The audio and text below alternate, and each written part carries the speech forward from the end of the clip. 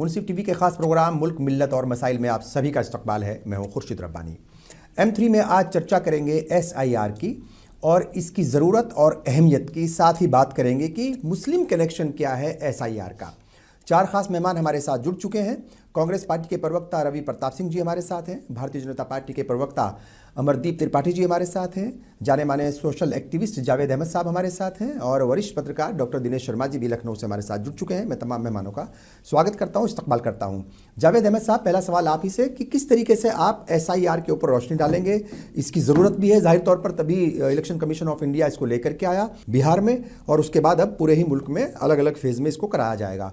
तो इसकी मतलब एक तो ज़रूरत, अहमियत और उसके बाद फिर हम मुस्लिम कनेक्शन पर भी जाएंगे। बहुत अहम मुद्दा है जहाँ पे SIR की जो धमक है, यानी आप कह सकते हैं कि 4 नवंबर से शुरू हो गया, जिसकी मुख्तलिफ इम्पॉर्टेंट डेट भी शाया कर दी गई, पब्लिश कर दी गई। जो अहम इसमें जो मौजू है वो है रिकॉर्ड से ताल्लुक़ है। जो बिहार में हुआ उससे जो आउटकम है उसको सीखते हुए इलेक्शन कमीशन ने उसको 12 राज्यों में, जिसमें 9 राज्य हैं जिनमें 3 केंद्र शासित राज्य हैं, उनमें ये लागू किया गया। कल पहला दिन था। बहुत ही इंक्रीजिंग फिगर्स भी आई। जैसे राजस्थान ने 20 लाख लोगों से संपर्क किया। इसी तरह उत्तर प्रदेश, वेस्ट बंगाल और बड़े राज्यों में जो है केरल, तमिलनाडु, इस तरह का भी नाम शरीक है। हम इसमें इलेक्शन का जो एक प्रक्रिया है, जो इलेक्शन कमीशन की एक ज़रूरी मैंडेट है, ये करता रहा है। लेकिन चूंकि हाल ही में बिहार को देखते हुए, चुनाव को देखते हुए उसको एक राजनीतिक रंग दिया गया। कुछ हद तक उसकी बात सही थी, लेकिन इसमें डायरेक्ट इलेक्शन कमीशन की जिम्मेदारी नहीं शामिल है। वो स्टेट से ताल्लुक़ होता है। BLO जो होता है स्टेट से गवर्न होता है। तो जो BLO की जो जिम्मेदारी है वो घरों पे जाना, उनको करना। तो इसमें जो डॉक्यूमेंटेशन है, डेफिनेटली जो गरीब तबका है, जो बैकवर्ड है, जो दलित है, उसको अभी डॉक्यूमेंट का अभाव है। मिसाल के तौर पर अगर उत्तर प्रदेश का और केरल का देखें, 2002 की लिस्ट जो है कट ऑफ है। उत्तर प्रदेश में 2003 की लिस्ट कट ऑफ है। 2003 की सूची अगर में जिसका नाम है, उनको बहुत सारी सत्यापन के प्रक्रिया से बाहर हो जाता है, ऑटोमेटिक हो जाता है। लेकिन जिनके पास 2003 का नहीं है, उसका BLO के नोटिफिकेशन का इंतज़ार करना होगा, उसमें उसको वेरिफिकेशन के डॉक्यूमेंट देने होंगे। तो ये बहुत एक ऐसा माहौल है लोगों में कि तमाम जो 21 तरह के डॉक्यूमेंट है हम कहाँ से लाएं। वो 21 में से एक लाना है। और इसमें जो सरकार का जो रोल है या आवाम और जो सामाजिक या राजनीतिक जो रोल है वो एक पॉजिटिव होना चाहिए। एक प्रक्रिया है। अगर कोई वोटर किसी और राज्य में है या वहाँ पे किसी वजह से उसके नाम नहीं है तो उसका प्रोविज़न है। लेकिन यहाँ पे जो आप देखेंगे, ये इसमें पूरा टाइम दिया गया है कि जनवरी तक इसका टाइम है। अगर पहला कट ऑफ अगर 4 नवंबर से शुरू होके 6 दिसंबर, उसके बाद 8 को ड्राफ्ट आएगा, उसके बाद फाइल तमाम आपत्तियों को सुन के जनवरी में इसके 2026 के में इसका वो आएगा। तो मैं ये समझता हूँ कि माइनॉरिटी, दलित, बैकवर्ड, वो तमाम वो लोग इसके प्रॉब्लम में आ सकते हैं जिनके पास डॉक्यूमेंटेशन नहीं है। लेकिन आप देखेंगे कि पूरे मुल्क में अलग अलग बेनिफिशरी के प्रोग्राम सरकार चलाती है। उसमें वो डॉक्यूमेंटेशन को भी मजबूती से, जो गरीब तबका है, जिसको राशन लेना है, जिसको आवास लेना है, तो वेल डॉक्यूमेंटेड है। तो मैं समझता हूँ कि नागरिक जो है बहुत ही जागरूक है। वो अपने वोट के अधिकार के लिए, वो अपने डॉक्यूमेंट के लिए बहुत ही उत्साहित है। रवि प्रताप सिंह जी भी हमारे साथ हैं। क्या कहेंगे साहब, चूंकि कांग्रेस की तरफ से लगातार ये शिकायत है कि जो SIR हुई है ख़ासतौर से बिहार में, उसको लेकर के जितनी भी विपक्षी पार्टियां हैं वो एक तरीके से वो हंगामा भी कर रही थी, बहुत सारे इल्ज़ामात भी लगा रही थी और ऐसा भी माना जा रहा था कि कुछ उसमें गड़बड़ी हुई है और उसको लेकर के प्रेस कॉन्फ्रेंसेस भी हुई। तो ये जो पूरी प्रक्रिया है SIR की, इसको किस तरीके से आप देख रहे हैं? SIR का विरोध करने का एक बड़ा मौलिक कारण, क्योंकि जिस तरीके से, जिस आनंद फानंद में SIR बिहार में इंप्रूव की गई, और आपको पता होगा कि बिहार में जो युवा जनसंख्या है वो करीब करीब 58% है, जिनका अपना उम्र है 18 साल से लेके और लगभग 29 साल तक। और ये रोजी रोजगार के लिए मुंबई, सूरत, दिल्ली, इन तमाम जगहों पे होते हैं। और जब वहां पे जीविका की कमी है, वहां पे फैक्ट्रियां नहीं है, तो निश्चित रूप से अपने जीवन को जीने के लिए पलायन वहां का एक सबसे बड़ा मुद्दा है। आपने जून में जब सारी पार्टियों से बात की चुनाव आयोग ने, तो आपने कुछ भी बात नहीं कहा, लेकिन आप यकायत करके और इम्पोज कर देते हैं। और आप कहते हैं कि अभी एक हजरात कह रहे थे इस डॉक्यूमेंट के लिए बड़े लोग जागरूक हैं। मैं आपको बताना चाहूँ कि सबसे ज्यादा अगर जागरूकता किसी चीज पे है तो गरीब तबकों में और मुल्क के मजलूमों में, या यूं कहें कि मुखलिस तबके में केवल एक आधार है जिसको वो बैंक से भी जोड़ के रखे हैं, और उसी चीज को वो जोड़ के रखे हैं अपने क्या कहते हैं वोटर से भी, अपने राशन से भी, अपने गैस के कनेक्शन से भी। अब आपने आधार को कह दिया था कि ये मान्य नहीं है। इसी आधार के ऊपर भारत सरकार पूरा इतना मतलब यूं कहें कि कह रही थी कि हम जो डायरेक्ट बेनिफिट ट्रांसफर है वो खाते में कर रहे हैं, तो उसका मानक आधार था।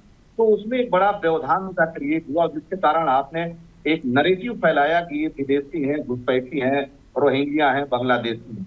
लेकिन जिन 68 लाख लोगों का वोट आपने काटा, उसमें से बाहलाफ आपने सुप्रीम कोर्ट ने एक व्यक्ति को भी नहीं कहा कि ये घुसपैठिए हैं और हम इनको निकालने जा रहे हैं।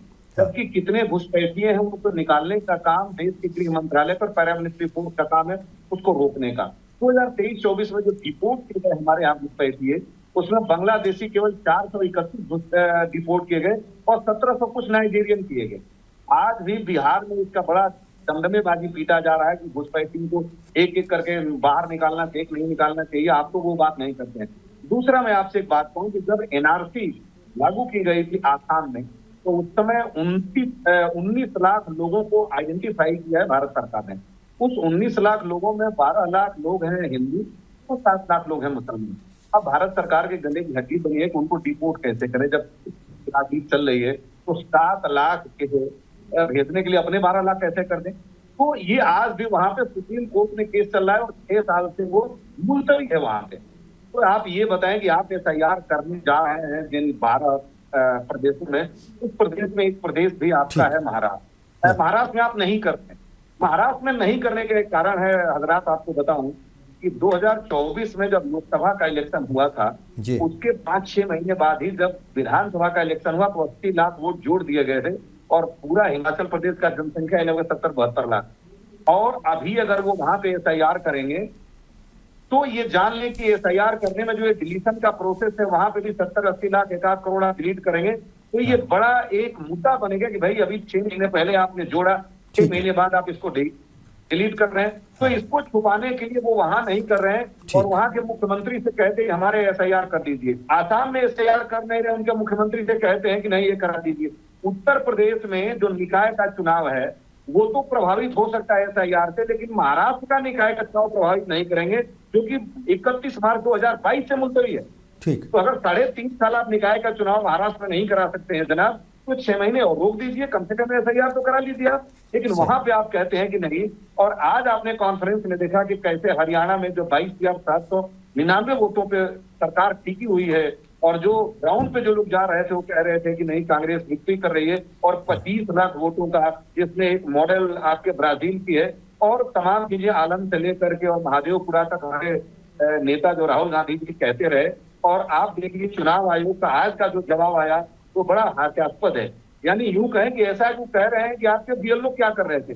अरे भाई, हमारे BLO जब एक व्यक्ति का 10 बूथों पे नाम होगा तो एक BLO एक ही बूथ पे हो, कैसे आइडेंटिफाई करेगा आप वोट डालने जाएंगे। ठीक है। और रही बात आप जो दे रहे थे कि CCTV रिकॉर्डिंग जब तक आप नहीं देंगे तब तक कैसे आइडेंटिफाई होगा। आप डिजिटल फॉर्मेट में जब तक डेटा प्रोवाइड नहीं करेंगे AI के जमाने में, तब तक कैसे हम करेंगे।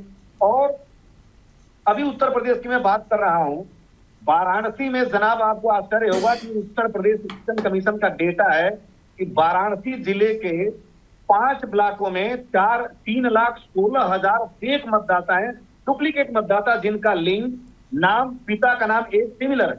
और मिर्जापुर में 4,89,000 है। प्रधानमंत्री जी केवल 1,50,000 वोट से जीते हैं जो 5 राउंड तक पीछे चल रहे थे। आप बताएं, अगर वहां उत्तर प्रदेश का इलेक्शन कमीशन का डेटा कह रहा है जो कल के पेपर में था 3,16,000 वहां डुप्लीकेट मतदाता है। ठीक है, तो सवाल तो बहुत सारे हैं। बिल्कुल ठीक है कि वहां ये लोग 2 बार मत डाले कि नहीं डाले। ठीक है, मैं वापस आऊंगा मैं, चूंकि अमरदीप जी भी हमारे साथ हैं और दिनेश शर्मा जी भी हमारे साथ हैं। अमरदीप जी, मैं आपके पास आऊँ उससे पहले एक बार दिनेश शर्मा जी के पास ज़रूर जाऊंगा, चूंकि देखिए चूंकि बीजेपी रूलिंग पार्टी है और उसको बहुत सारे सवालों का सामना करना पड़ता है, बहुत सारे जवाब देने पड़ते हैं। तो एक बार दिनेश जी से भी हम जान लेते हैं कि क्या कुछ SIR स्पेशल इंटेंसिव रिवीजन जो है ये चुनाव आयोग का, ये असल में है क्या और इसकी ज़रूरत कितनी है और अहमियत क्या है। दिनेश जी देखिए, बहुत साफ सी बात है, मैं फिगर में नहीं जाऊंगा जी। 10 साल से केंद्र सरकार क्या कर रही थी, और 10 साल से चुनाव आयोग क्या कर रहा था? सरकार तो एनडीए की है केंद्र के अंदर। ये एसआईआर अब आपको नजर आ रहा है कि घुसपैठिए बैठे हुए हैं। आपको ये लग रहा है कि पश्चिम बंगाल, आसाम और जहां तहां पाकिस्तान के और बंगाल के जितने भी हैं घुसपैठिए सब यहां मौजूद हैं। आप क्या कर रहे थे? इसका जवाब चुनाव आयोग को भी देना चाहिए और इसका जवाब केंद्र सरकार को भी देना चाहिए। कौन जिम्मेदार है इसके लिए? आप 1 लाख वोटों से चुनाव हारे बनारस से, एक साहब अभी चर्चा कर रहे हैं। हाँ। ये स्थिति एक अलग है। किन कारणों से वो ये चुनाव हारे, कौन कौन लोग वहां के जिम्मेदार थे?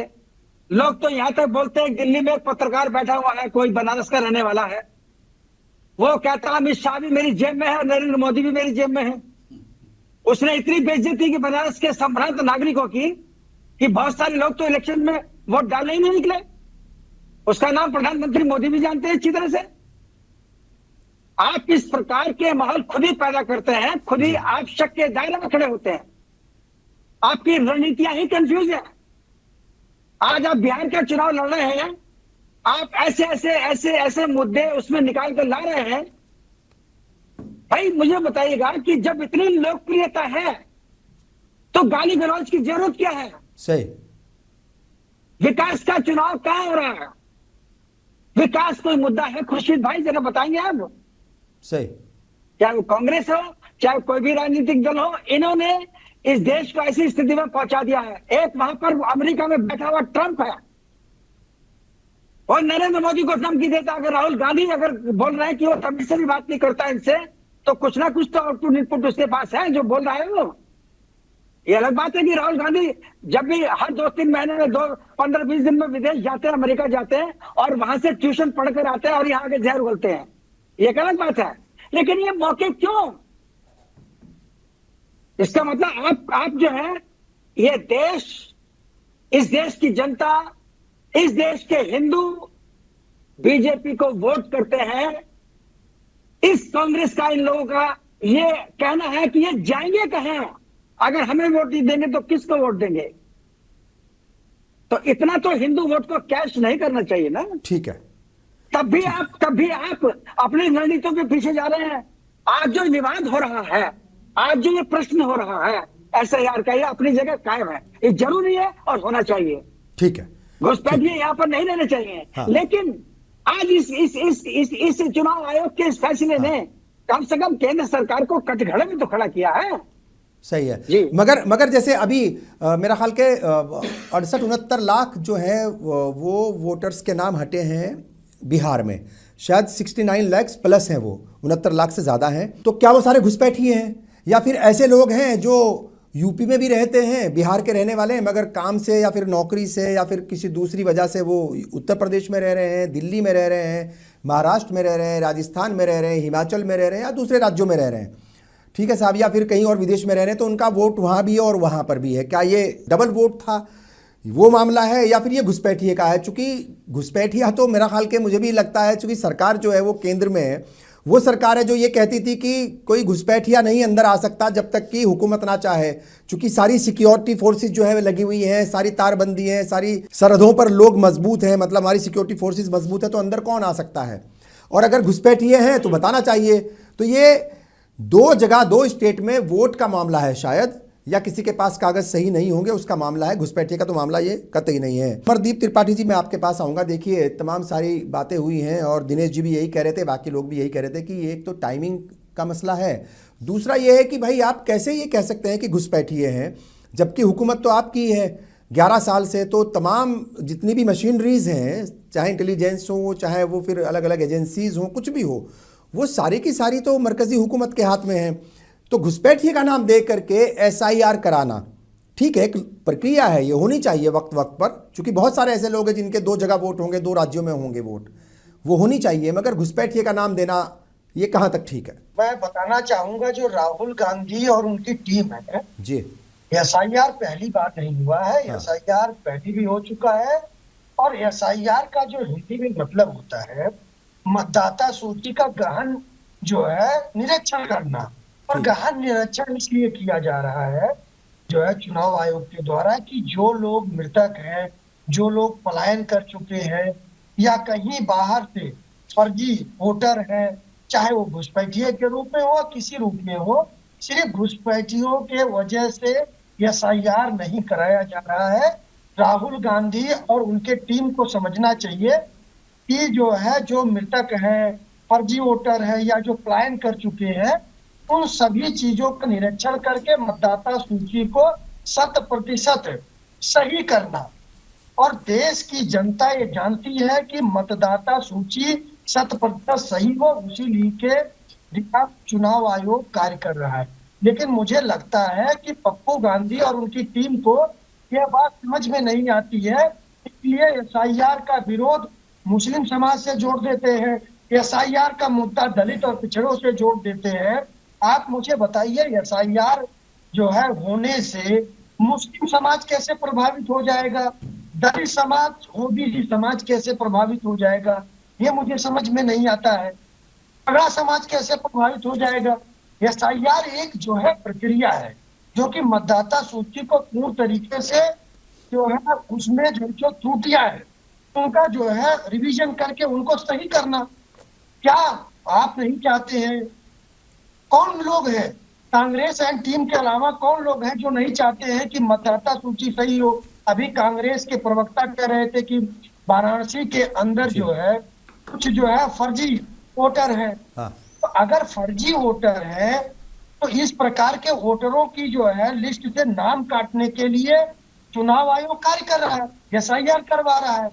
फिर आपको तकलीफ क्यों हो रहा है? दोहरा चरित्र अपना कर जो है, जब आपके पास वास्तविक मुद्दा नहीं होता है, आप चुनाव आयोग को एपिक नहीं दे पाते हैं, तो राहुल गांधी और टीम सिर्फ एसआईआर को मुस्लिम समाज से जोड़ते हैं। किसने कहा? जितना हिंदू का हक है, जितना सिख का हक है इस देश पर, उतना ही मुस्लिम समाज का है, उतना ही दलित समाज का है। तो ये धर्म और जाति में समाज को बांटने का कार्य करना एसआईआर के नाम पर, मुझे लगता है ये कांग्रेस की, राहुल गांधी की दुकानदारी बंद होनी चाहिए और बिहार की जनता ने इस बात को स्वीकार किया है। ठीक है, मैं आपको बताऊं, जिस प्रकार से अगर एसआईआर हो रहा है, भारतीय जनता पार्टी अपने बीएलए लड़ा रही है, जो सरकारी जो है कर्मचारी है उनके साथ में हम लोगों की भी मीटिंग हुई, हम लोग भी अपने कार्यकर्ताओं को लगा रहे हैं कि 100% जो है, जो सरकारी कर्मचारी है जो एसआईआर कर रहे हैं सही से कार्य करें। वैसे अगर लगता है कांग्रेस करे, समाजवादी पार्टी करे, किसी ने रोक रखा है क्या? बात तो बिल्कुल सही है और ये सवाल भी जायज़ है कि भाई ये एसआईआर का मुसलमानों के साथ क्या कनेक्शन है, क्यों जोड़ दिया जाता है। तो मैं जावेद साहब आपके पास भी आऊँगा, मगर रवि प्रताप सिंह जी, ये चूंकि सवाल आपके ऊपर दागा है, बीजेपी की तरफ से दागा गया है कि कांग्रेस जो है वो कुछ और होता नहीं है तो सीधा उसका कनेक्शन मुसलमानों से जोड़ देती है। तो मुसलमान का कनेक्शन क्या है, मतलब क्या वजह लगती है आपको एसआईआर के पीछे कि इसका कनेक्शन मुसलमानों से और मुसलमानों के वोटों को हटाने का या कम करने का ये एक तरीका अपनाया जा रहा है या एक रास्ता अपनाया जा रहा है? देखिए, हमारा ये कहने का मकसद या मौजू बिल्कुल नहीं है कि केवल मुसलमानों को टारगेट किया जा रहा है जी। मैं अपने कांग्रेस के मित्र को, भाजपा के मित्र को ये बताना चाहूंगा कि आर्टिकल 324 के अकॉर्डिंगली जो एसआईआर होती है उसमें नागरिकता तय करने का अधिकार चुनाव आयोग के पास नहीं है। पहली बात, कौन घुसपैठिया है, कौन घुसपैठिया नहीं है, उसके अधिकार क्षेत्र से परे की बात। और जब आप कहते हैं कि नहीं सारे लोग हमारे बराबर हैं, तो इसी बिहार में मैं इनको याद दिलाना चाहूंगा 2020 में 1,57,02,650 वोट इनका एनडी गठबंधन पाया था और 1,56,60,91,500 वोट हम पाए थे। केवल 11,150 वोटों पे बिहार की सरकार कायम है। दोबारा कह रहा हूं, केवल 11,150 वोट। तो इनकी जो मैनेजमेंट है, जब भी कभी इतिहास लिखा जाएगा अगर इस देश में, तो ये जान लीजिए कि लोकतंत्र का जो सबसे बड़ा प्रहरी है वो है चुनाव आयोग। और चुनाव आयोग देश के प्रति जवाबदार है, सरकार के प्रति जवाबदार नहीं है। और जब भी कभी इतिहास लिखा जाएगा तो एक अच्छे चुनाव आयुक्त के रूप में टीएन शेषन जी याद किए जाएंगे। और आज तक के चुनाव आयुक्तों में सबसे, अगर किसी को यूं कहें कि खराब या यूं कहें कि सरकार के पिछलग्गू चुनाव आयुक्त के रूप में कोई याद किया जाएगा तो ज्ञानी जी याद किए जाएंगे। और उसको मैंने ये बताया आपको कि 2003 में एसआईआर अंतिम हुआ था। बिहार में 2003 को मानक नहीं माना गया। और जो घुसपैठिए शब्द आता है जनाब, ये घुसपैठिए शब्द है जो देश के बाहर से आते हैं, अंदर के लोगों को घुसपैठ गिरफ्तार नहीं किया जाता है। सुप्रीम कोर्ट में ये मुकदमा चल रहा है। एक भी व्यक्ति को चुनाव आयोग ने नहीं कहा कि 65 लाख में 69 लाख में एक भी व्यक्ति घुसपैठिया है। और देश के गृह मंत्री जी बार बार कह रहे हैं कि घुसपैठियों को चिन्हित करके बाहर निकालना चाहिए, नहीं निकालना चाहिए, निकालना चाहिए नहीं। हमारा कहने का तात्पर्य है कि आपके प्रोसेस पे हम प्रश्न उठा रहे हैं। हम एसआईआर का विरोध बिल्कुल नहीं कर रहे हैं। इस देश की सरकार को चुनने का अधिकार देश के नागरिकों का है, विदेशियों को बिल्कुल नहीं होना चाहिए। लेकिन आप जो दोहरा मापदंड अपनाते हैं और आप कहते हैं कि देखिए 22,799 वोट पे आपका हरियाणा का स्टेट कायम है, और जो 5 प्रदेशों का चुनाव हुआ था जनाब, उसमें 9 लाख वोट हमसे कम पाए थे, 4,49,00,000 हम पाए थे, 4,41,00,000 अच्छा पाए थे। अच्छा, ठीक है सर। रवि जी, बात तो ठीक है। देखिए, चूंकि राहुल गांधी ने भी ये बताया कि 22,000 के आसपास वोट है, 22,700 कुछ वोट है। मैं बस एक चीज जानना चाह रहा हूं, मध्य प्रदेश का 2018 का चुनाव याद है आपको? मध्य प्रदेश का, हाँ जी जी, एक चीज, हाँ। अभी इन्होंने बड़ा एक वाजिब सवाल उठाया था कि प्रधानमंत्री जी के यहाँ 3,16,000 हैं। जनाब, ये चुनाव आयोग के पास डेटा उपलब्ध है इन 3,16,000 का। जब इंदिरा जी का चुनाव किसी एक सरकारी अमले के इस्तेमाल पे आप 71 का खारिज कर सकते हैं उस समय, तो आप अगर 3,16,000 मत की डुप्लीकेसी हुई है तो उसका जरा दूध का दूध पानी का पानी कर दें जनाब देश के प्रधानमंत्री जी। तो ये तो एक आइडियल प्लेटफॉर्म है, और इसकी अपनी क्रेडिबिलिटी को एस्टेब्लिश करने की जिम्मेदारी केवल चुनाव आयोग को है। हम प्रश्न पूछते हैं चुनाव आयोग से, जवाब देती है भाजपा। सवाल तब उठता है कि जब हम आपसे प्रश्न पूछ रहे हैं, आप आइए और हमारे समस्याओं का समाधान कीजिए। एक भी जो हमने प्रश्न उठाए आपने सुप्रीम कोर्ट में आज तक उसका जवाब ठीक से नहीं दिया और गोलमोल बातें करते हैं। आप बताइए, उत्तर प्रदेश में भी आपने सील कर दिया। अभी उत्तर प्रदेश में निकाय का चुनाव है, 2,24,00,000 जो डुप्लीकेसी है मतदाता में, वो उत्तर प्रदेश का चुनाव आयोग कह रहा है, उसमें आप कुछ नहीं कर रहे हैं और आप डेट डिसाइड करते जा रहे हैं। भाई आपकी कथनी और होनी चाहिए। और आपको एक चीज बता दें, आपने जो पप्पू शब्द कहा था, मैं बड़ी जिम्मेदारी के साथ आपको याद दिलाना चाहूंगा कि जो व्यक्ति 2017 में कहा कि गब्बर सिंह टैक्स है, उसकी बात को 9 साल बाद माने, जो व्यक्ति कहा कि चूल्हे आप जो ये कर रहे हैं, क्या कर रहे हैं कि आपके यहाँ चाइना लड़ेगा पाकिस्तान के साथ, वो आ जाकर के भारत की सेना अब मानती है। जो व्यक्ति लेटरल एंट्री का विरोध किया, पीछे हट गए, जो व्यक्ति किसानों के 3 कानून का विरोध किया, पीछे हो गए। आप उस व्यक्ति से आकर उसका आपके को दिखवा दिया, आपके जनाब कहते हैं कि रडार पकड़ा नहीं जाएगा, और आपके प्रधानमंत्री जी कहते हैं कि नामों की जगह पर चाय बना लीजिए। पप्पू कौन है और गप्पू कौन है, इसका निर्धारण आप स्वयं कर लीजिए। राहुल गांधी जैसे प्रबुद्ध व्यक्ति, जिस आदमी के कहने से आपकी सरकार पूरी पीछे लग जाती है, उसको पप्पू बनाने में आपके प्रधानमंत्री जी कह रहे थे कि आलू डालिए सोना निकलेगा, आलू डालिए सोना निकलेगा। अरे ये मीडिया का इकबाल रहा है आपकी ऊपर की, वरना आपका इकबाल खत्म हो गया होता। और आपको शायद याद नहीं था कि स्वतंत्र मीडिया भी पनपेगी। कब तक आप लोग झूठ का सहारा लेते रहेंगे? आज आप कट्टे तक पहुंच गए बिहार में, अब ये क्यों कर रहे हैं? राहुल गांधी को एसआईआर का मतलब समझ में नहीं आ रहा है। ये देश की जनता देख रही है, नेता ठीक है, ठीक है रवि जी, ठीक है, अमरदीप जी, ठीक है, आगे बढ़ते हैं पर्सनल अटैक के बजाय हम आगे बढ़ते हैं, इशू को आगे बढ़ाते हैं। ठीक है, समझ जाएंगे। जावेद साहब, कम से कम आप झूठ बोलना बंद करें आप लोग। रवि जी वापस आऊँगा मैं आपके बाद। जावेद साहब, अच्छा देखिए, तमाम चीज़ें हैं और ये बात भी सही है कि जैसे राहुल गांधी ने एक और यानी तीसरी प्रेस कॉन्फ्रेंस की और उसमें दिखाया कि किस तरीके से, अभी हरियाणा का जिक्र उन्होंने किया आज तीसरी प्रेस कॉन्फ्रेंस में, और बताया कि कैसे एक लड़की का जिक्र किया, एक फ़ोटो दिखाई, उसके मेरा ख्याल के 20 से ज़्यादा जगहों पर, शायद 22 जगह उसके वोट थे अलग अलग बूथ्स के ऊपर, और वो वोट डाले भी गए और अलग अलग नाम थे, एक ही लड़की के एक ही फ़ोटो और उसके नाम भी अलग अलग थे। और उन्होंने कहा कि इस खेल के पीछे कोई लोकल आदमी नहीं है, कोई और है, कोई बड़ा दिमाग इसके पीछे काम कर रहा है। तो ये भी सही है कि डुप्लीकेट वोट्स बहुत ज़्यादा हैं, फर्जी वोटर्स भी बहुत ज़्यादा हैं। ये एक अपनी जगह एक विषय है। और बात हो रही थी कि 22,700 वोट्स का फ़र्क है सिर्फ। तो यही बात अगर हम देखें, 2018 के जो विधानसभा चुनाव हुए थे, मध्य प्रदेश में कांग्रेस की हुकूमत बनी थी, वहाँ पर भी कुछ हज़ार वोट्स का सिर्फ फ़र्क था, जिसकी वजह से कांग्रेस की हुकूमत बन गई थी। तो देखिए, ये तमाम चीज़ें डिपेंड करती है कि मार्जिन कितना है हार जीत का, तो ये उस पर भी डिपेंड करता है। मेरा ख्याल के ये बात ठीक है कि बहुत सारी डुप्लीकेसी हुई है, बहुत सारे डुप्लीकेट वोट्स बने हैं, और जैसे एग्जाम्पल्स दिए हैं, जो सबूत दिए हैं राहुल गांधी ने 3 अलग अलग प्रेस कॉन्फ्रेंस करके, वो बड़ा संजीदा मामला है, उसको हल्के में नहीं लेना चाहिए। और जाहिर तौर पर मरकज़ी हुकूमत जवाब दे ना दे, मगर चुनाव आयोग को जवाब उसके ऊपर ज़रूर देना चाहिए। मैं वापस इसी मुद्दे पर आता हूँ जावेद साहब, और मुद्दा ये है कि इस मामले को भी हर मामले की तरह वो मुस्लिम एंगल या मुसलमानों से जोड़ दिया गया, उसमें मुस्लिम एंगल डाल दिया गया। मुसलमानों का इससे SIR से सीधा फर्क मतलब जो है कनेक्शन क्या है और इसका फर्क क्या पड़ेगा मुस्लिम वोटर्स के ऊपर?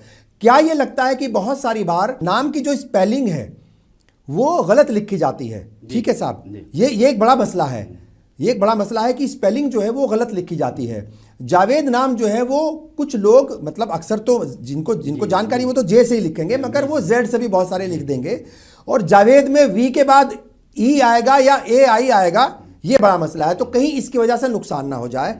दूसरा, मुस्लिम तबके की क्या ये एक प्रॉब्लम है पहले से ही है कि वो कागजात जो है वो मुकम्मल रखने में थोड़ा सा पीछे रहती है, ये अक्सर ये बात होती है, तो इसको थोड़ा सा समझाइए आप। 68 लाख बिहार में जो बाहर हुए तकरीबन 70 लाख से ज़्यादा, उसमें 20 लाख से ज़्यादा जो हैं महिलाएं हैं जो बाहर हुई हैं, उसमें 50% जो है दलित और मुस्लिम महिलाएं बाहर हुई हैं। ये बड़ी मार्केबल बात है जो हमारे पैनलिस्ट को ये जानना होगा कि सुप्रीम कोर्ट ने इस मैटर को बिहार जो लीगल अथॉरिटी है उसको रिफ़र किया है कि आप जो लोग बाहर रह गए उनकी वैधानिकता को चेक किया जाए और उस पर बात किया जाए। लेकिन चुनाव करीब आने से वो बात एक्सपोज नहीं हुई, जैसा कि आपने अभी कहा कि क्या ये घुसपैठिए हैं। तो देखिए, पॉलिटिकल नैरेटिव है, पॉलिटिकल नैरेटिव में क्या है? घुसपैठिया, आतंकवाद, आतंकवाद अभी तक डिफाइन नहीं हो पाया, नक्सलाइट नहीं डिफाइन हो पाया। ये तमाम ऐसे चीजें, उसमें एक मुस्लिम एक ऐसा कार्ड राजनीतिक तौर पे तमाम खेला जाता है जो बहुत एक्सेप्टेबल है, मतलब तमाम दर। अगर आपको चुनाव में कुछ भी नहीं मिल रहा है तो आप बताइए कि ओसामा बिन लादेन बिहार में नहीं रहेगा, मारा जाएगा, हालांकि उसका कोई उससे ताल्लुक नहीं है। लेकिन एक असम के बड़े चर्चित मुख्यमंत्री हैं, उनको ये भी नहीं मालूम है कि उस शख्स का पूरा नाम क्या है, लेकिन उन्होंने कहा आपका जो मौजू है मुसलमान राजनीति नहीं, हिंदुस्तान के आबो हवा में है, यहाँ की मिट्टी में है। अगर कोई जिससे चाहे, अगर पूरे 24 घंटे में कोई भी राजनीतिक दल मुसलमान के नाम बगैर नहीं रह सकती, वो क्यों नहीं प्रशांत किशोरी हों। प्रशांत किशोर का केमिस्ट्री सुनिए कि अगर 20% मुसलमान बीजेपी को वोट नहीं देता है तो तकरीबन इतनी ही जो है हिंदू, जो गांधीवाद है, जो अम्बेडकरवाद है, वो भी नहीं देता है। तो क्या इनको लेके सरकार नहीं बनाया जा सकता? तो जो हाशिए पे नहीं है, जो कहीं राजनीतिक समीकरण की तलाश में, वो बहुत गुणवत्ता के लिए आया था, वो बहुत प्रखर है, वो बहुत ही तकनीकी साउंड है, लेकिन उसको भी मुसलमान ही याद आ रहा है। तो मैं एक बात यहाँ बहुत जिम्मेदारी से कहूँगा कि इस मुल्क की बदकिस्मती है कि कोई भी काम अगर सार्थक हो भी रहा है तो उसमें द्वेष, कमियाँ और उसमें नफरत का भाव है। इसलिए मुल्क की जो प्रगति या समृद्धता की बात है, जहाँ पे SIR एक अहम भूमिका निभाने जा रहा है, अगर राहुल गांधी जी ने बात उठाई, यकीनन बहुत ही सीरियस कंसर्न है, उसमें अगर इलेक्शन कमीशन ने जवाब नहीं दिया तो जवाब न देना भी मान लेने के बराबर है, यानी वो अपनी जिम्मेदारियों से भाग नहीं सकता। खामोशी इख्तियार अगर कर ली, इसका मतलब ये है कि वो मान रहे हैं कि हाँ ऐसा हुआ है। अब पेच कहाँ है? पेच ये है कि स्टेट की जिम्मेदारी है, वो इलेक्शन कमीशन के कोई आर्गन ऐसे नहीं है कि वो उसका कोई DM होता है, जैसे ही उस पर जब आदेश होता है तो सारे इंस्ट्रूमेंट उसके अधीन हो जाते हैं, यानी जिलाधिकारी, BLO, every state machinery comes under the election commission. तो जो उसको प्रोविजन जो है जनप्रतिनिधि के तौर पे अगर दिया गया 1960 में, जो वेरिफिकेशन और जो वोट की क्लीनिंग की बात है, लेकिन राजनीतिक दल जहाँ पे बीजेपी नहीं है वहाँ पे बड़े धारदार हैं। लेकिन आप देखिए तमिलनाडु ने अपना सुप्रीम कोर्ट में दे दिया, हो सकता है। अच्छा, वो तो इलीगल कह रहे हैं इसको, SIR की इलीगल है, तमिलनाडु तो इलीगल बता दिया जी। और ममता जो है, ममता बनर्जी यानी वेस्ट बंगाल जो है, वो भी इसको मानने को तैयार नहीं कर रहे हैं। इंटरेस्टिंग बात यह है कि आप मना नहीं कर सकते, this is a federal structure. जो मुद्दे की बात है, क्या वेस्ट बंगाल ने अपने ही BLO के खिलाफ कार्रवाई किया? नहीं। क्या जहां पे गैर बीजेपी राज्य शासित जो प्रदेश, उन्होंने BLO पे कार्रवाई लिया? क्या हरियाणा में ये काम राज्यों का था, इलेक्शन कमीशन का नहीं था? अगर कहीं 20,000 या 20 या 1 लाख या 3 लाख की जो बात हो रही है, किसी राज्य ने कोई कार्रवाई किया? ये तमाम राजनीतिक दलों की जिम्मेदारी है, ये तमाम राजनीतिक दलों की जिम्मेदारी है, उसमें सिर्फ राहुल जी का ही काम नहीं है।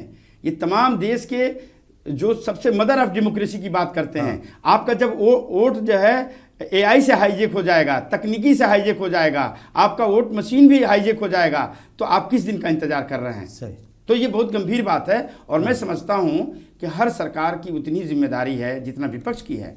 हर वो पत्रकार हो, सामाजिक कारकुनान हो, ये तमाम वो लोग जो जागरूक हैं, इसको मिल के बेहतर बनाने की कोशिश करना चाहिए। राजनीति तो राजनीति होगी, देखिए विपक्ष का काम है, सियासत कह रहे हैं वो चलती रहेगी, हाँ, वो रुकने वाली नहीं है। लेकिन क्वालिटी जो है, जो भी विपक्ष में होगा, जो भी विपक्ष में होगा वो पक्ष की हर बात पर या उसके हर फैसले पर सवाल उठाएगा। विपक्ष का मतलब भी मोटे तौर पर यही होता है और यही हम देखते आ रहे हैं, क्योंकि अभी तक की आज़ादी के बाद जितनी भी हुकूमतें बनी हैं, ऐसा नहीं है कि किसी ने काम नहीं किया, मगर जब बीजेपी विपक्ष में होती है तो वो पक्ष के तमाम कामों को जो है वो गलत बताती है। ये स्टेट्स के अंदर भी है और ये केंद्र में भी है।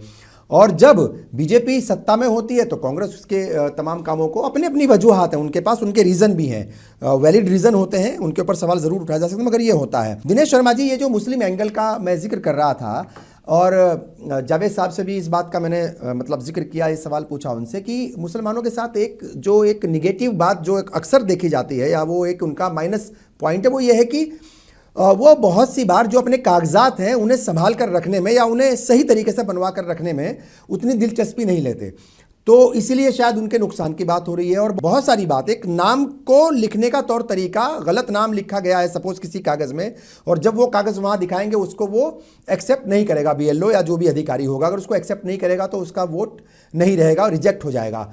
तो ये क्या इस वजह से थोड़ा सा मुस्लिम तबके के साथ इसको जोड़ा जा रहा है और मुस्लिम तबका भी कई बार जाने अनजाने में जो है वो ये गलती कर देता है और इसकी मुखालफत में आगे आता है? देखिए, अगर मतदाता सूची में नाम गलत दर्ज करा दिया है, स्पेलिंग गलत हो गई है, उसको चेक कराने का काम मतदाता का है, चुनाव आयोग का नहीं है जी। नंबर 1। अभी एक साहब जो कांग्रेस के हैं वो बोल रहे थे कि कांग्रेस नेता राहुल गांधी ने बहुत अच्छी बात कही है। तो खुर्शीद भाई, मैं इससे पहले भी आपके चैनल पे कह चुका हूं कि यह देश राहुल गांधी को एक सीरियस नेता नहीं मानता। आप सोशल मीडिया पर जो चलता है, सोशल मीडिया एक तरह का जन्म संग्रह की तरफ बढ़ रहा है। चैनल पर उसको विश्वास नहीं देश की जनता को, क्योंकि सब विज्ञापन खाकर जो है उनकी भाषा बोलते हैं। सोशल मीडिया बिल्कुल खरी खोटी सुनाता है और ये सोशल मीडिया की ही राय है राहुल गांधी के बारे में, जो कि वो कहता है कि ये सीरियस लीडर नहीं है। ये दुर्भाग्य है इस बात का, क्योंकि जिस परिवार में इंदिरा गांधी जैसी प्रचंड राजनेता रही हो, मैं इस देश में और किसी को नहीं मानता। मैं इंदिरा गांधी को इस देश की प्रचंड राजनेता मानता था, दुर्भाग्य से आज वो नहीं है। लेकिन उसके बाद ये कांग्रेस परिवार एक लीडरशिप नहीं दे पाया, एक अलग इशू हो गया, चलिए। लेकिन जो आपने मुसलमानों से जोड़ा है इस विषय को, इससे अकेले मुसलमान प्रभावित नहीं है। और ये बात एक लंबे समय से कही जाती रही है। घुसपैठिया इस सेंस में है कि एक बांग्लादेश का आदमी, एक पाकिस्तान का आदमी, एक अफगान का आदमी या और किसी दूसरे देश का आदमी भारत के अंदर आया और उसने यहाँ पर अपना घर बना लिया। ये एक ऐसा देश है, इसमें कोई भी आए और शरण मांग ले तो उसको पूरा समाज जो है उससे पूछने लगेगा कि आपने खाना खाया कि नहीं खाया, पानी पिया कि नहीं पिया। ये क्रूर देश नहीं है। इसको क्रूर देश बनाया किन लोगों ने, ये आप भी जानते हैं, समाज भी जानता है, सब जानते हैं। मुसलमानों पर एक आक्षेप है कि वो यहां रहते हैं, गीत पाकिस्तान के गाते हैं। क्यों? हाँ, अच्छा देखिए दिनेश जी मैं रोकूंगा, मुझे खुद एतराज है इस बात से। नहीं, एक मिनट सुन लीजिए दिनेश जी मेरी बात सुन लीजिए। नहीं देखिए, चूंकि आपने बात कही है उसको, आप मुझे कोई एक घटना बता दीजिए आज़ादी के बाद से अब तक की कि कोई पाकिस्तान के साथ टसल हुई है। टसल की बात मैं कर रहा हूँ, खेल की बात में मत जाइएगा। टसल हुई है पाकिस्तान के साथ, पाकिस्तान के ऊपर स्ट्राइक हुई है, पाकिस्तान के साथ जंग हुई है। हिंदुस्तान का एक मुसलमान बता दीजिए, एक मुसलमान जिसने अपने मुल्क के साथ जो है मुंह मोड़ा हो और वो उसके साथ गया हो, एक बता दीजिए। खेल को छोड़ दीजिए, मैं खेल को बोला था, तवज्जो नहीं देता। अपवाद को छोड़िए। अपवाद में पहली बात तो मैं ये कहूंगा कि मैं सारे मुसलमानों के बारे में नहीं बोल रहा हूं, तो ये ध्यान रहे। दूसरी बात एक और बड़ी जिम्मेदारी के साथ मैं ये बात कहता हूं कि जितने भी जासूस पकड़े गए हैं आजादी के बाद से अब तक, जितने भी पकड़े गए हैं उसमें आप संख्या निकाल लीजिए, मुसलमानों की आबादी के हिसाब से, हिंदुओं की आबादी के हिसाब से, बाकी दूसरी कम्युनिटी के आबादी के हिसाब से, सबका साथ सबका विकास मिलेगा उसमें, हर कम्युनिटी का बंदा मिलेगा। मुसलमान अपनी आबादी से कम है, तो आप कैसे मुसलमानों के ऊपर इल्जाम लगा सकते हैं? गलत बात है ये। खुर्शीद साहब, ऑपरेशन सिंदूर हाँ। उसका जितना भी सोशल मीडिया पर वायरल है उसमें देख लीजिएगा कि ऑपरेशन सिंदूर चल रहा था। हाँ। उसमें कई स्थानों पर, कई जगहों पर, सैकड़ों ने हजारों जगहों पर ये देखा गया कि किसकी भावनाएं कहां थी। अगर आप ये चैलेंज करेंगे तो फिर मैंने बहुत देखा है सर, और मैंने देखा भी है। मैं इसका भी जवाब दे देता हूं, मैंने देखा भी है और फिर ये भी देखा है कि फैक्ट चेक करने वालों ने बताया कि सारे डुप्लीकेट वो हैं, मतलब अकाउंट्स थे। आखिर खुर्शीद भाई, आखिर ये जितने भी इल्जाम आ रहे हैं या जो हम डिबेट कर रहे हैं कि मुसलमानों को क्यों टच किया जा रहा है या उसको उनको कैसे जिम्मेदार ठहराया जा रहा है, इसकी नौबत कैसे आई ये तो बताइए। इसका कुछ ना कुछ तो बेस होगा भाई। पॉलिटिकल है, पूरा पॉलिटिकल गेम है, पूरा पॉलिटिकल गेम है। सबसे आसान चारा है सियासत का मुस्लिम, शायद यही बड़ी वजह है। ठीक है, मैं आपको एक बात बड़े उसके साथ कहना चाहता हूं, मादरत के साथ कहना चाहता हूं। हाँ। देखिए, मेरा भी अपना एक अनुभव है।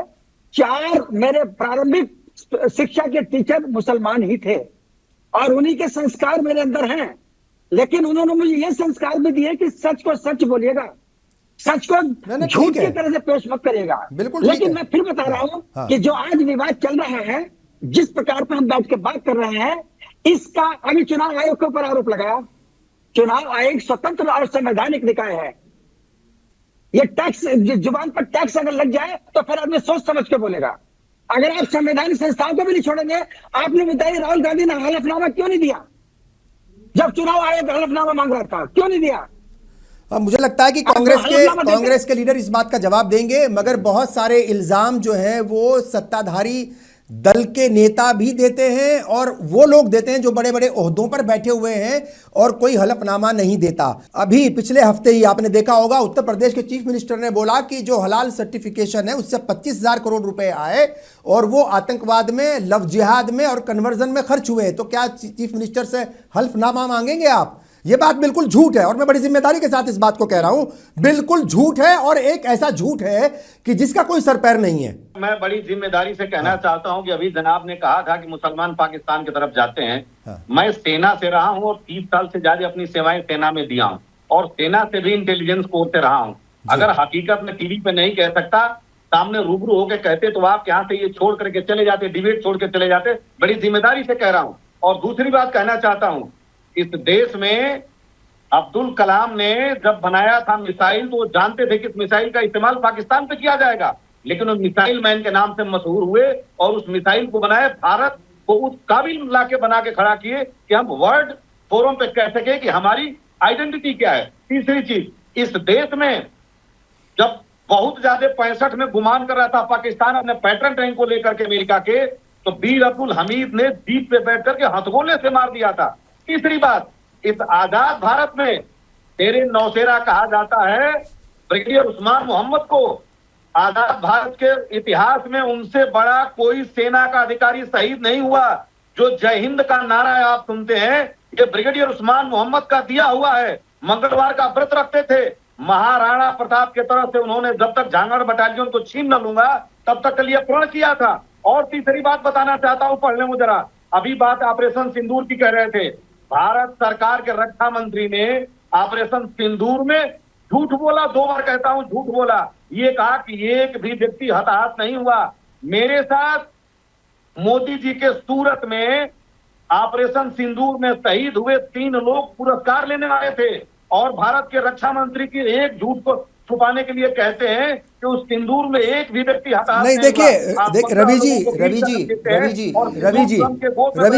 जी मेरा ख्याल देखें, चूंकि आप सेना में रहे, रवि जी सर, आप चूंकि एक जिम्मेदार पार्टी के जिम्मेदार प्रवक्ता हैं, सेना में रहे हैं, आप बात कह रहे हैं कि रक्षा मंत्री ने ऐसा कहा था। तो देखिए, बहुत सारी बार जब हालात जो है वो जंग के हो या जंग चल रही हो, हर बात जो है वो नहीं कही जाती। नुकसान हुआ है नो डाउट, और वो दिखा भी था, वो टेलीविज़न पर भी दिखा। कुछ लोगों जो है चूंकि रिटेलिएट किया बहुत सारी, उसने पाकिस्तान की तरफ से प्रॉब्लम ये हुई कि पाकिस्तान ने हमारे नागरिकों को निशाना बनाया, तो बहुत सारी जगह उसके निशाने पर हमारे नागरिक आए, वो गए, मगर बहुत सारी बात जो है वो जंग के हालात में नहीं बोली जाती। तो मुझे लगता है कि उस चीज़ को छोड़ दीजिए, हम उस पर नहीं जा रहे हैं अभी। मगर जहाँ तक बात ये है कि किसी एक कम्युनिटी को ये कह देना कि वो फला के साथ है, मैं तो बहुत मजबूती के साथ, बहुत गारंटी के साथ और बहुत दावे के साथ, जो आप भी कह रहे थे, बाकी लोग भी इस बात को मानेंगे कि आज़ादी के बाद से अब तक कोई एक घटना बता दीजिए, एक बात बता दीजिए। नहीं बता सकता कोई, है ही नहीं। बाकी कौन क्या लिख रहा है क्या नहीं लिख रहा है इसको छोड़ दीजिए सर, बहुत सारी बातें हैं, बहुत सारी फेक चीजें चलती हैं मार्केट में। सर मैं एक बात कह रहा हूं कि अभी हमारे भाजपा के आ प्रवक्ता रहा हूं कह सर, रहे थे अमरदीप जी आ रहा हूं, आपके पास ही आ रहा हूं। सबका विकास। बिहार में 17.7% मुसलमान हैं, आपने एक भी टिकट नहीं दिया। फिर दोबारा कहता हूं, एक तवेक में एक भी टिकट नहीं दिया। दूसरी बात, जो सैयद शाहनवाज हुसैन है उनको आपने प्रचारक मंडल दल में नहीं रखा। और सबसे बड़ी बात मुसलमानों के साथ जानते हैं क्या होती है? जो हमारे यहाँ का जियोग्राफिकल कंडीशन है उसमें दलित और मुसलमान की बस्तियां एक साथ रहती हैं। इस हकीकत को आप और हमको स्वीकार करना पड़ेगा कि आज भी दलित और मुसलमान का एक बहुत बड़ा तबका शिक्षा से महरूम है, और वो शिक्षा से महरूम के साथ साथ भूमिहीन भी है। तो उनका कोई अभी तक नेशनल लीडर ऐसा नहीं हुआ जो 20% की आबादी को, 14% की आबादी को यूनाइट कर सके। इसलिए हर आदमी अपना अपना नैरेटिव बनाता है और मुसलमानों को कोई मसीहा बनता है, कोई बांटने वाला कहता है। किसी तरीके से उन बेचारों को बरगला करके और वोट की राजनीति की जाती है। इस चीज का मैं मजम्मत करता हूं कि इस देश में अगर बनाया है तो हिंदू, मुसलमान, सिख, ईसाई सबने बनाया। आजादी की लड़ाई लड़ी तो सबने लड़ी। और आज अगर इस प्रजातंत्र को एकता अखंडता को कोई अछूत रख रहा है तो हिंदू, मुसलमान, सिख, ईसाई सब रख रहे हैं। ठीक है, बिल्कुल ठीक है। अमरदीप त्रिपाठी जी क्या कुछ कहेंगे? सारी बातें आपने सुनी है, मेरा ख्याल के उसका आप जवाब भी देना चाह रहे थे जी। देखिए, बहुत अच्छी बात कांग्रेस के प्रवक्ता ने इस जो है पैनल में रखा है। जो मुसलमानों की आज बात कर रहे हैं, 60 साल तक इस देश पर कांग्रेस ने राज किया, 55 साल, और देश के 2014 के एक सर्वे 55 साल 2014 का एक सर्वे का डेटा कहता है कि इस देश में 2014 के सर्वे के अनुसार सभी तबके, चाहे अगड़ा हो, पिछड़ा हो, दलित हो, ओबीसी हो, पिछड़ा हो, सबसे ज्यादा अगर किसी की बुरी स्थिति है इस देश में तो मुसलमानों की थी। कांग्रेस के प्रवक्ता बड़ी बड़ी बातें कर रहे हैं। राहुल गांधी जी को पप्पू कहने पर मिर्ची लगती है। आप बता दीजिए, राहुल गांधी की जो नहीं, पर निजी टिप्पणी क्यों करना सर? निजी टिप्पणी क्यों करना? निजी टिप्पणी क्यों करना? गलत बात है ये। फिर वो कुछ पीएम को बोलेंगे, वो किसी और को बोलेंगे, गलत बात है ये।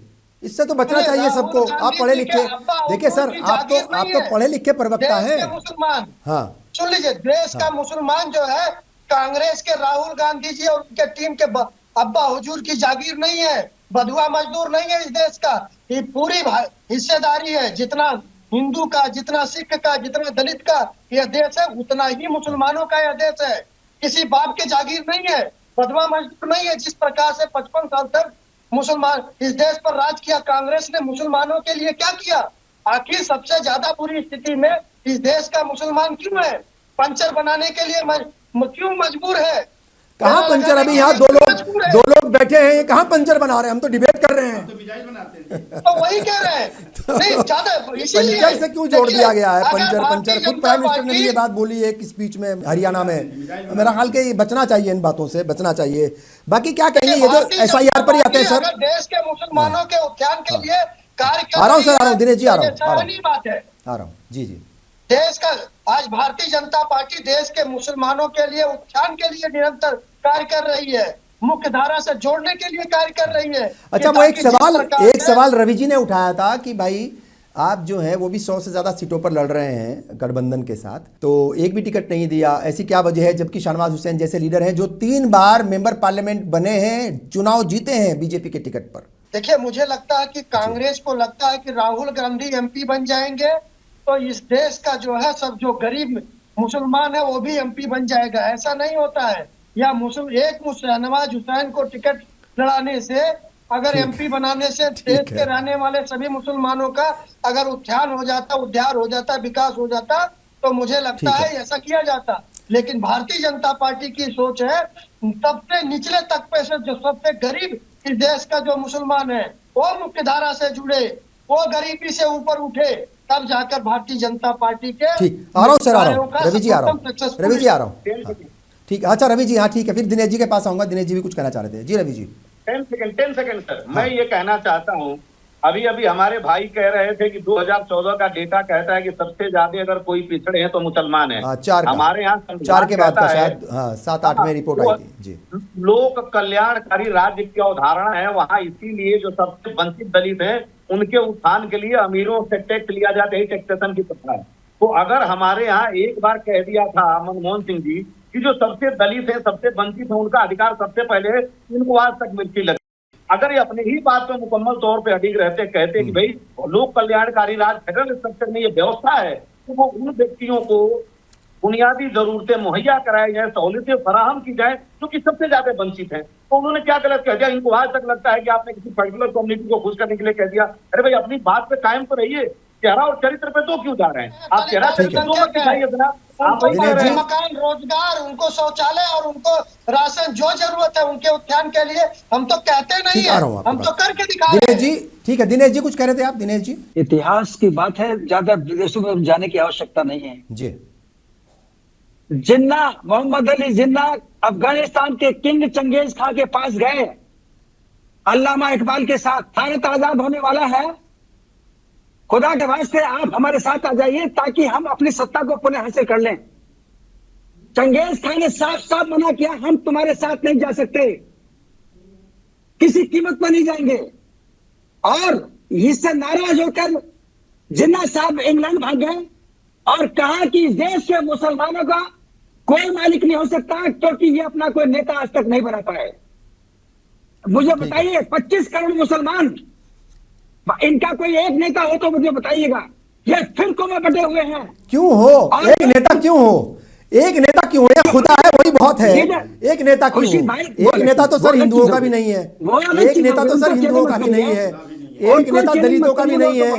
दलितों के वोटों के लिए भी बहुत सारे लोग मैदान में घूम रहे हैं। कहीं रामविलास पासवान है, कहीं मायावती है, कहीं चंद्रशेखर रावण है, तो बहुत सारे लोग हैं सर मार्केट में। क्या फर्क पड़ता है इससे? इनकी नुमाइंदगी मायावती क्यों करे, अखिलेश यादव क्यों करे, ये इनके पीछे क्यों चल रहे हैं, ये अपना नेता क्यों नहीं बना पाए? यही कारण है आज एफआईआर हो रहा है। ठीक है, आपकी बात अपनी जगह, उसमें मतलब कहीं ना कहीं दर्द है और उसमें एक सबक भी है। आप कह रहे हैं कि इनका भी लीडर होना चाहिए, मगर जाहिर तौर पर चूंकि देश का जो डेमोग्राफी की बात करी कि डेमोग्राफी जो है वैसी है, जो आबादी का सिस्टम वैसा है कि यहाँ पर आप क्यों यही चाह रहे हैं कि भाई मेरा ही नेता मेरी ही कम्युनिटी से हो? दूसरे लोग भी हो सकते हैं नेता, तो इससे कोई फर्क नहीं पड़ता। फिर वो कहेंगे कि भाई ये जो ओबीसी है ये ओबीसी नेता हो जो नहीं, मैं उसकी बात नहीं कर रहा, मैं उसकी बात नहीं कर रहा हूँ। जी जी जी, मैं सिख धर्म की बात कर रहा हूँ। तो अकाल तख्त से सिखों की राजनीति चलती है, वहाँ किसी और की राजनीति दखल नहीं है। अगर आप बात कर रहे हैं मुसलमानों की या किसी की, पर सिख कम्युनिटी के लिए भी बहुत सारी पार्टियां हैं सर। देखिए, आम आदमी पार्टी का लीडर अलग है, कांग्रेस का अलग है, बीजेपी का अलग है, और जो वहां पर अकाली दल है उसका अलग है, और भी बहुत सारी पार्टियां वहां छोटी छोटी। इश्यू पर आते हैं, एसआईआर जो हो रहा है, अब हमको इस मामले पर बिल्कुल ठीक है। आप, मैं ये चाहूंगा दिनेश जी, ठीक है, मैं ये चाहूंगा दिनेश जी कि आप जो है वो कुछ सजेशंस जरूर दें तमाम लोगों को कि वो कैसे चुनाव आयोग का इसमें साथ दें, ये जो निष्पक्ष तरीके से एसआईआर हो जाए, क्योंकि इसका फायदा तमाम लोगों को होगा, इस देश को होगा, प्रदेश को होगा, जहां जहां जिन प्रदेशों में, और अल्टीमेटली तो देश को ही होगा। डुप्लीकेसी क्यों? बहुत अच्छा सवाल है आपका, बहुत अच्छा विचार है आपका, बहुत शानदार विचार। एक ही रास्ता है कि जब नोटिफिकेशन हो चुका है कि देश के इन राज्यों के अंदर एसआईआर होना है, तो उसमें हमको तूफान मचाने के अलावा अपने तथ्यों को चुनाव आयोग के सामने, बीएलओ के सामने रख देना चाहिए। क्योंकि बाद में का वर्षा जब कृषि सुखान है, जब एक नोटिफिकेशन हो जाएगा उसके बाद हम लेकर फिर कागज पोती, इसका कोई लाभ नहीं है। उसको सहयोग करें चुनाव आयोग को, और ये देश तय करेगा कि चुनाव आयोग ईमानदार था या बेईमान था। बिल्कुल ठीक है। रवि प्रताप सिंह जी, क्या कुछ आपके सजेशंस होंगे? जाहिर तौर पर हुकूमत को भी सजेशंस होने चाहिए, विपक्ष की बड़ी पार्टी हैं आप, और दूसरा आम लोगों के लिए भी, चुनाव आयोग के लिए भी, आम लोगों के लिए भी, कि भाई वो किस तरीके से बढ़ चढ़ करके इसमें हिस्सा लें और इसे कामयाब बनाएं, निष्पक्षता के साथ ये आगे बढ़ जाए, ये काम, किसी के साथ भेदभाव ना हो किसी भी कीमत पर। देखिए सर, सबसे पहले मैं ये कहना चाहता हूँ जी कि हदें ये खींच रखी है हरम के पासवानों ने कि बिन मुजरिम बने पैगाम हम पहुंचा नहीं सकते। तो मेरा कहने का तात्पर्य ये है कि आपकी क्रेडिबिलिटी आप स्वयं एस्टेब्लिश करें, हम तो कर नहीं सकते। निश्चित रूप से जो मौलिक प्रश्न हम उठाते हैं उसका जवाब आप पब्लिक डोमेन में दें, और आपकी कथनी और करनी से यह स्पष्ट रूप से परिलक्षित होना चाहिए, ये बिल्कुल वाज़ेह तौर पे, ये जाहिराना तौर पे नजर आना चाहिए कि आप इस आवाम की भला करना चाहते हैं।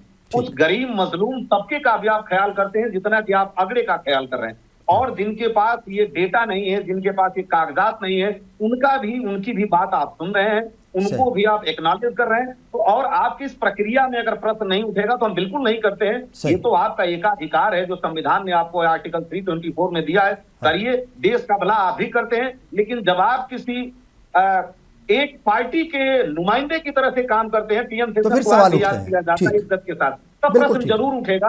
हाँ। और हम तो उन्हीं मजलूमों की बात कर रहे हैं जो कि अपनी बात उठा नहीं पा रहे हैं। अगर आप ही उनकी आवाज उठा देंगे तो हमारे सही। पास कोई चारा नहीं बचेगा कि हम ठीक। आवाज उठाएं। तो ठीक है। आपके क्रियाकलाप ऐसे होने चाहिए कि सबको न्याय दिखता मिले, बस मेरा ये कहने का तात्पर्य। बहुत शुक्रिया आपका। जावेद साहब, क्या कुछ आखिर में कहेंगे, क्या सजेशंस होंगे आपके? और वो कागजात मुकम्मल कराने का भी एक सिस्टम है। देखिए, जिस वक्त CA/NRC का मामला चला तो उसका एक अच्छा फायदा ये हुआ कि बहुत सारे लोगों ने जिनके कागजात अधूरे थे या स्पेलिंग में कुछ मिस्टेक्स थी, नाम गलत लिखा हुआ था, वो सब ने दुरुस्त करा लिए। तो मुझे लगता है कि हर एक चीज़ के पीछे कुछ अच्छाइयाँ भी छिपी रहती हैं। क्या कुछ कहेंगे? इसमें दो अहम बात निकल के आई है और मैं थोड़ा सा आपसे वक्त चाहूंगा। हाँ। दिनेश शर्मा बस जी वक्त की कमी है, ध्यान रखिएगा दिनेश इसको। शर्मा बाकी जी चीज़ों पर छोड़ दीजिए, क्या हुआ क्या नहीं, बहुत वरिष्ठ लोगों को क्या सजेशन देंगे? बहुत वरिष्ठ पत्रकार हैं। जिस मुल्क में 80 करोड़ लोगों को राशन फ्री दिया जाता है, वहाँ मुसलमान पंचर बनाने वाला दिखता है। एक दल मुसलमानों से दूरी रखना चाहता है और एक दल मोहब्बत करता है। उस बीच में हमारे दिनेश शर्मा जी से लोग मुसलमानों के प्रतिनिधि की तलाश में हैं। ये फिक्र इतनी खूबसूरत है इस मुल्क में कि हम बगैर अपने लीडर के आपके साथ हम 78 साल से हैं, हमें कोई तकलीफ नहीं है। पार्टियां सब हमारे बारे में सोच रही हैं, लेकिन क्या बिहार के चुनाव में देख लीजिए, सेकुलर नॉन सेकुलर, एक ने इतनी दूरी बनाई कि एक भी टिकट उसके पास झोली में नहीं था देने के लिए, और एक ने इतनी मोहब्बत बनाई कि डायस से लेके 3-3 बार की सिटिंग जो विधायक थे उनको टिकट काट दिया। तो देखिए विडंबना है, ये राजनीति है। एक लाइन जो कहना है, जो डॉक्यूमेंट के लिए जो हमारी पूरी बहस और कवायद है, बड़ा खूबसूरत मुल्क है। राजनीति की एक सीमा है और नफरत की भी एक सीमा है। ये काम वैधानिक है। डॉक्यूमेंटेशन के लिए तमाम जो सूरत हाल बता दी गई हैं, दे दी गई हैं कि 21 तरह के ज़्यादा डॉक्यूमेंट चाहिए, और उन डॉक्यूमेंट के लिए लोग तैयारी पहले से भी कर रहे थे। मेरा सिर्फ ये कहना है कि उत्तर प्रदेश, तमिलनाडु या ऐसे राज्य जहाँ पे काम पहले से हो रहा था, वो काम के लिए तैयार रहें, और स्पेलिंग के साथ साथ वो दुरुस्त कराना BLO लेवल पे तमाम तारीख। ये बिहार जैसा नहीं है, टाइम बहुत दिया है इन्होंने, और उस टाइम में ये किया जा सकता है। तो SIR एक प्रक्रिया है, ये एक वैधानिक प्रक्रिया है। इसके तमाम स्टेक होल्डर और जिम्मेदार लोगों की जिम्मेदारी है कि इसको किया जाए, और मैं समझते हैं कि लोग बड़ी खूबसूरती से करते हैं और करेंगे। बहुत बहुत शुक्रिया। एक अहम इशू पर तमाम अहम लोगों ने अपनी बड़ी अच्छी बातें रखी, और जाहिर तौर पर मनमुटाव तो होता है, बहुत सारी बातें ऐसी आ जाती हैं जो नहीं होनी चाहिए, मगर मोटे तौर पर यह है कि ये एक प्रक्रिया है, वैधानिक प्रक्रिया है, मगर इसको सही तरीके से लागू करने की जिम्मेदारी सिस्टम की है, हुकूमत के साथ साथ जो सिस्टम है, और सिस्टम जो है वो नीचे लेवल तक जाता है। तो वहाँ पर कोई भी किसी भी लेवल पर किसी भी तबके के साथ, किसी भी समाज के साथ वो गड़बड़ ना हो, वो गलत मन से मतलब जो है किसी का वोट ना काटा जाए। कागज़ों को दुरुस्त कराने की जिम्मेदारी तमाम लोगों की है। वो अपनी जिम्मेदारी को समझें और उस जिम्मेदारी को ज़रूर निभाएं। मगर जहाँ तक सिस्टम का, चुनाव आयोग का या दूसरे लोगों का जो भी सिस्टम का हिस्सा है, उनका सवाल है, उनसे बस यही रिक्वेस्ट है कि आप किसी भी कीमत पर भेदभाव ना करें, क्योंकि ये मुल्क का और मुल्क के मुस्तकबिल का मामला है। मैं एक बार फिर से तमाम मेहमानों का शुक्रिया अदा करता हूँ, तमाम नाजरीन का भी शुक्रिया। फिलहाल मुझे और पूरी टीम को दीजिए इजाज़त। आदाब।